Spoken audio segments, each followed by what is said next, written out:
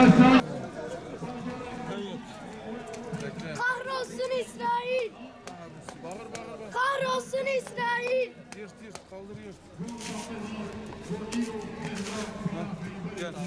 Hamas'a selam, direnişe devam. Hamas'a selam, direnişe devam.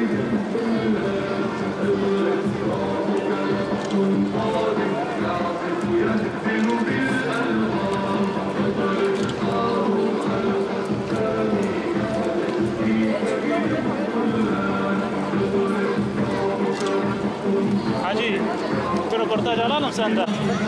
Takbir! Allahu Ekber! Allahu Ekber! Takbir! Allahu Ekber! Allahu Ekber!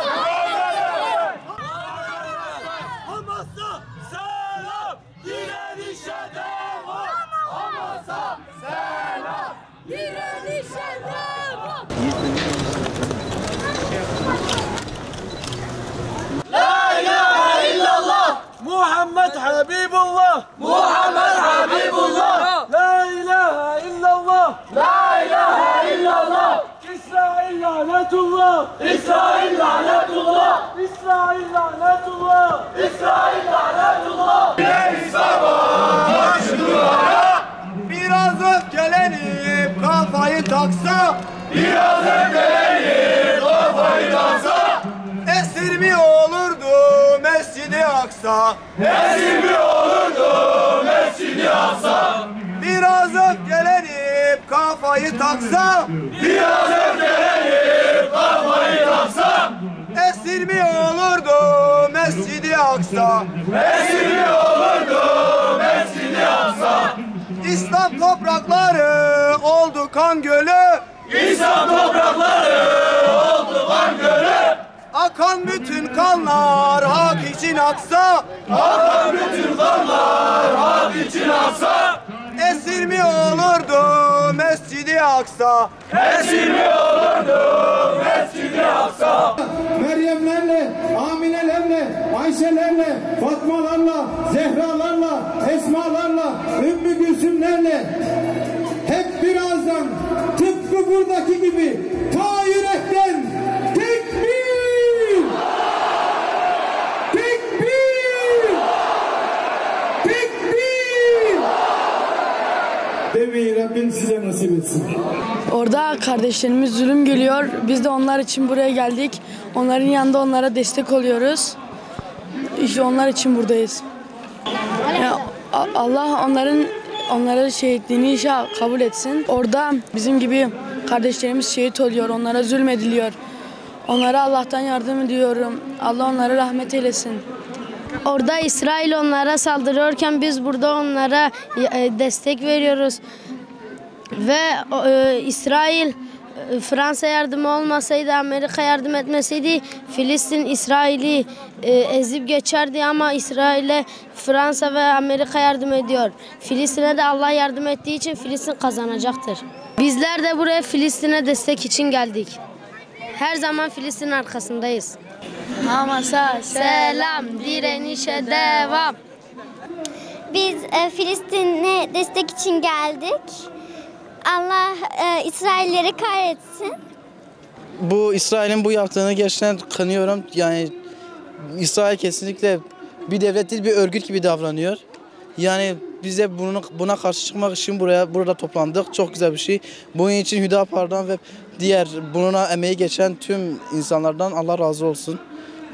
Biz öncelikle Kudüs'e yardım etmek için elimizden geleni yapıyoruz. Dualarımızla, yani yardımlarımızla, maddi manevi olarak yani Kudüs'e yardım ediyoruz. Allah'ın izniyle Gazze'ye de Kudüs'e de bir desteğimiz olacaktır. Allah Gazze'yi kafirlerin elinden çıkarsın. Allah kafirlere lanet etsin. Allah Gazze'yi kafirlerin başına yıksın inşallah. Çocuklar katlediliyor. Allah onların hakkını bırakmayacaktır. Buna inanıyorum. Ve çocuklar ahiret gününde o haklarını alacaklardır. Kudüs için canımızı feda edeceğiz ve onun için öleceğiz. Gideceğiz orada savaşacağız ve savaşı kazanacağız. Hamas'a selam, direnişe devam. Kudüs'ü fethetmeye inşallah askerlerimiz, inşallah mücahitlerimiz kazanır. İnşallah Kudüs'e biz de gideceğiz. Kudüs'ü fethetmeye biz de inşallah gideceğiz. Buraya Mescid-i Aksa için geldik. İnşallah kurtarırız. İnşallah kazanırız. Mescid-i Aksa inşallah özgür kalır.